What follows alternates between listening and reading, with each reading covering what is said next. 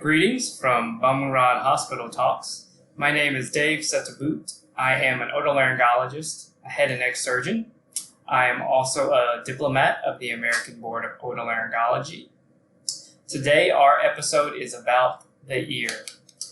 So we know the ear is kind of the foundation of how we develop speech. It's key to communication and really one of the fundamental aspects of our face. I'm going to break it into a couple separate sections today. So the first, we're going to look at the role in child development and hearing. All births here at Bumrungrad International Hospital follow current recommendations with regards to hearing assessment at birth. Hearing is very vital early on in life, as this is the pathway children use to develop speech. There are many ways that we can check hearing in little babies. The most frequently used and simple method is basically a reflex test that we can use with almost immediate results. After that, there are a little bit more sophisticated tests that can be done if needed. Some of these will sometimes actually require the child to be asleep to perform the test accurately. So many of our listeners might be asking, why so early? And really, why is it so important in this stage of a child's life? Really, it is because early on, our brain starts to develop synapses. So these synapses, they develop basically connections in our brain, and they will go on in one way or another develop the speech aspects of our brain. If we don't allow kind of stimulation of these aspects of the brain, speech will ultimately be delayed because they're not getting the feedback that they need to develop. We encourage parents to notice very early on regarding signs that their child may not be hearing well, so that we can intervene in the very early stages of life. Some kids that might have a higher risk of developing hearing loss include children who are admitted to the hospital after birth, children who have to be on intravenous or IV antibiotics during that initial hospital birth, children who have jaundice, children who have to undergo treatment for jaundice, including being in the neonatal ICU, or having to be in an incubator for some periods of time. So as children age, what are some other ways that parents can identify if their child has difficulty with hearing? One good way to identify kids who have hearing loss is really just to see how they do about their daily activities. Sometimes we might notice them turning up the volume too high while they watch cartoons. Teachers might identify poor attention in school, or we might even notice that they have difficulty in their school performance. We might actually see an academic decline in students who are a little bit older. Although we do know that, some kids have selective hearing, it is important to rule out that if there is a decrease in hearing in your children, to have them immediately seen by their pediatrician and then potentially by their ear, nose, and throat doctor. The next section of our talk is going to be focused a little bit about ear care. Ear care is a common encounter we see in the ear, nose, and throat clinic. I first and foremost want to let all our listeners know that ear care is really relatively simple. Really, what we must do is kind of avoid dirty water to enter into the ear canal. That's kind of first and foremost. The second thing is never stick anything smaller than your finger into your ear canal. Why is that? Because when we stick, many people like to use cotton buds, Q-tips, or even their little pinky finger. When we stick that into our ear canal, we're essentially doing it blindly. We can't really identify how far we're going in, and if we go in too far, we could potentially cause trauma or injury into that ear canal. So cotton buds and Q-tips are an absolute no-no in the ear canal. If you do use cotton buds, I recommend that you use them on the outer surface of the ear. But that's about it. Sometimes a common occurrence that we see in the ear, nose, and throat clinic is wax. So many people have questions about wax. Is it important? Is it worrisome? Is it infectious? I want our listeners to know that wax, the brown, that little hard, sometimes soft material that we see in the ear is very, very common, and we all have it. But depending on our genetic makeup, some of us have a lot of wax, some of us have very small amounts of wax. Some people's wax is super hard, like I talked about. Some people's wax is soft and gushy. But it's important to know that we all have varying amounts. And actually, wax has a role in and of itself. It helps to decrease the incidence of infections because of its acidic properties. It can be a nuisance. So, I get parents a lot who come in and complain that it does smell, but that doesn't typically mean that it's infected. At the most part, sometimes wax can have people feel like their ear is just clogged. Sometimes we get a lot of children, sometimes even adults, they'll complain that their ear is itchy, and the most common reason for that is wax. But rarely does wax in and of itself cause pain. The blockage that can occur with wax can be annoying to some patients, and it can sometimes block the ability of doctors to see inside the middle ear, which is behind the eardrum. If we have difficulty seeing behind the wax, that can make it difficult to diagnose ear infections. So in those situations, we will typically recommend that you have to have the wax cleaned out. I'll go into that a little bit later when we talk about ear infections in general. So how do we clean out this wax? So really wax, there are two main ways that we can go about cleaning out wax. The first one is, if you see your otolaryngologist, your ENT head and neck surgeon, we have lots of nice microscopes. We have suction devices. We have little graspers that we can kind of clean out the ear canal in a very kind of monitored and visual setting, which makes it very safe because we can see all the structures that we need to be aware of so nothing gets hurt or damaged.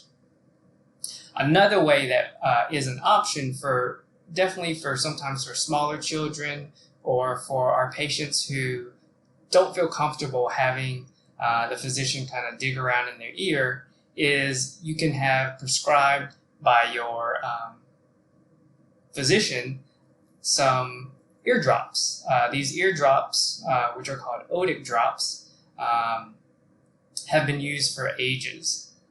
Sometimes people talked about using oil, but nowadays they actually make a solution which actually helps the wax to kind of soften a bit.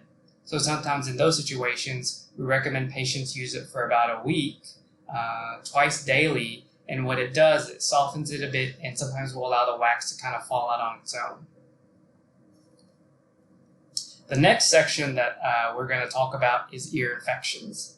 So the common medical terminology that parents and patients sometimes hear about is otitis media. When we talk about otitis media, that's the most common ear infection that we see. Otitis media comes from the translation being infection in the middle ear. So to get to that, let me kind of discuss a little bit about the anatomy of the ear first. When we talk about the ear, we usually divide it into three main parts. We have the outer ear, which includes the ear canal, the auricle. The auricle basically is your earlobe and the physical ear in and of itself. On the outside that we see that people pierce their ear, etc. The middle ear, which is behind your eardrum, also known as the tympanic membrane, is the second part. And then the last part is the inner ear. When we talk about ear infections, usually we're referring to the middle ear. The reason being is that the middle ear is a space that connects the back part of the nose via a tube called the eustachian tube and has a higher incidence of infections. So otitis media, or middle ear infections, usually occur more so in kids than in adults. So the question is why? The reason is the eustachian tube, which is this long tube that connects the back of the nose to the middle ear, is relatively more horizontal in newborns, infants, and toddlers. And once we grow older, usually around the age of 7, that eustachian tube will start to angle. So once it angles, it kind of angles from, if you think about the middle ear angling down towards the middle of your nose, you kind of can see that angle come down. And what it allows is better drainage. So with better drainage, we kind of decrease the incidence of ear infections. So that's the main reason we don't really see ear infections in adults, and we see less ear infections in older children after the age of 7. We get a lot of parents that come in and ask, how did they get this ear infection? For the most part, ear infections can be random. When I say random, it's the same thing as, what's the likelihood that we're going to get a cold? What's the likelihood that we're going to get a sore throat? So many different viruses, many different bacteria can cause ear infections. Sometimes if a child might have an upper respiratory tract infection or they might have a cold, that can later on develop into an ear infection. However, there are some important things to know that we as parents and patients can do ahead of time in a preventative way to prevent ear infections. We know that infants who drink breast milk have a lower incidence than those who use formula. The reason being is that breast milk has antibodies which serve as the body's layer of protection. Additionally, we know that if your family has any family members who smoke in the household, children in that household will have an increased risk of ear infections. Once kids enter into school and they're around school-aged children, the rate of ear infections increase compared to those kids who may be at home. And the reason being is that we know that especially toddlers pass upper respiratory tract infections relatively easily. One difference this year that we kind of have had a silver lining to say is that with the COVID pandemic, we have an increased use of masks. So with that, we have theoretically, and we actually have seen, there have been some decreases in some general upper respiratory tract infections. And with that, we anticipate maybe that could cause a decrease in ear infections as well.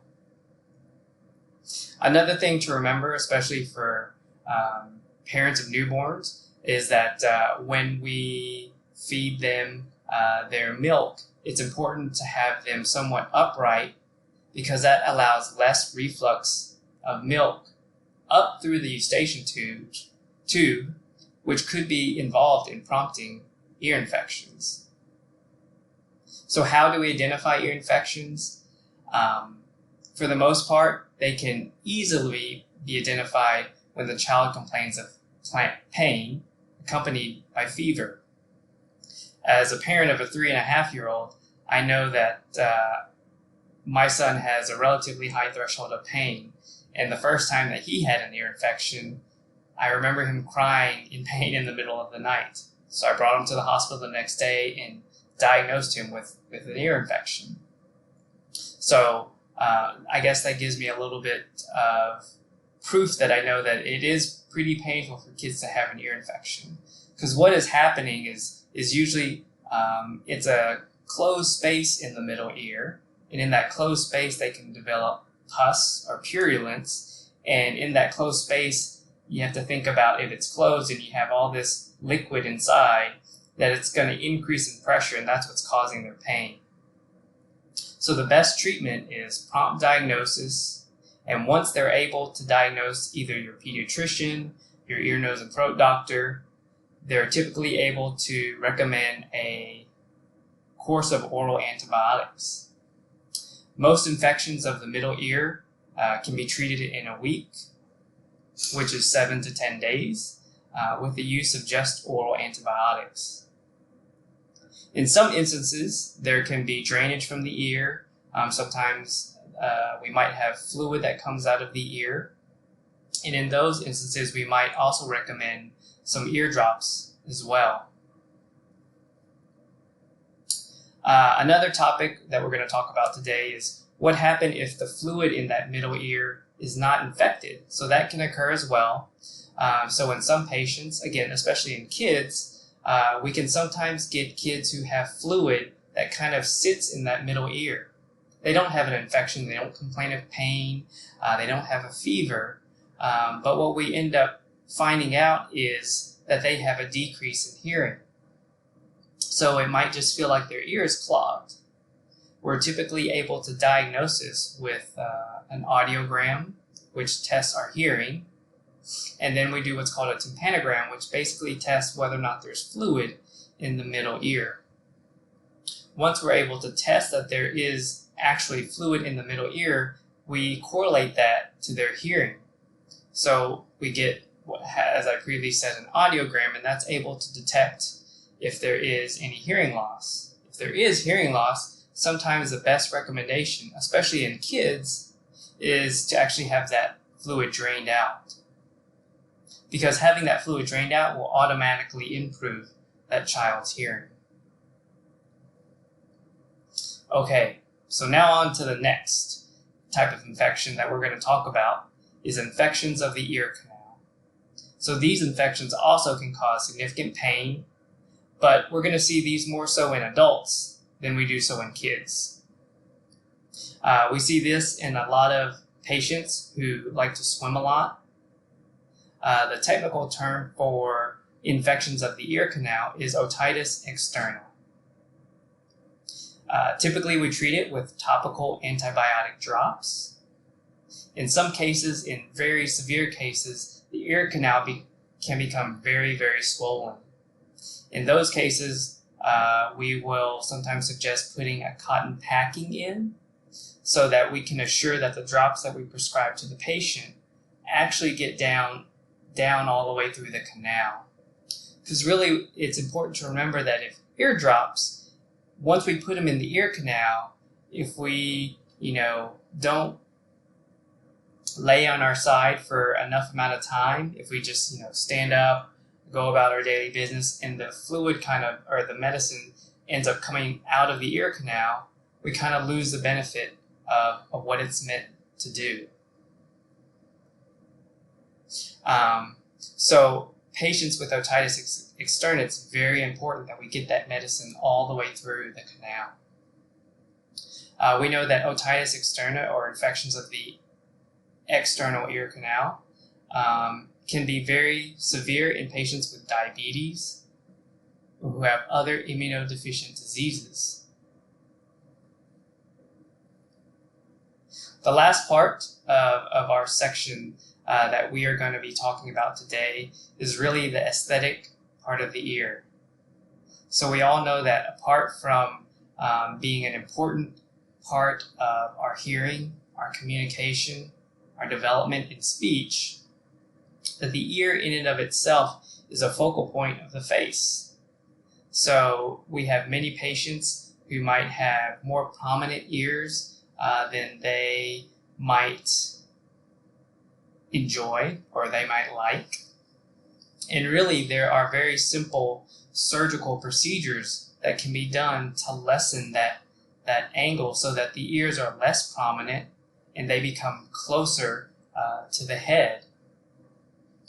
And that can be a very simple outpatient procedure. Again, improving the aesthetic aspects of the ear will ultimately have no impact on hearing. It is primarily just focused on the aesthetic value. So that kind of concludes today's episode. I want to thank you all for your attention. I hope I was able to give you some useful information. Again, my name is Dr. Dhave Setabutr with Bumrungrad International Hospital Talks. We hope that you can please subscribe to our podcast for more episodes. And I encourage everyone to stay safe and stay healthy.